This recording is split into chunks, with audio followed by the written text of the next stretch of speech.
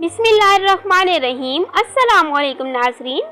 रात भर खांसी ने तो बेहाल कर दिया है। अगर आपको रात भर शदीद खांसी रहती हो तो इसके लिए काली मिर्च को एक बर्तन में पीस लें और इसमें थोड़ा सा नमक और थोड़ा सा शहद मिला लें और ये तरीका रात को सोने से पहले करें। ये खांसी से फौरी निजात दिलाता है।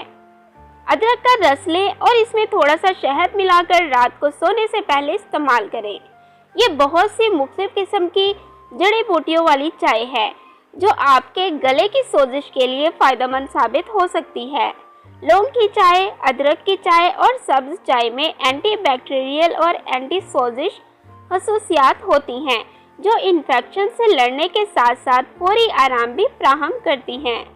Thanks for watching. Please subscribe my channel.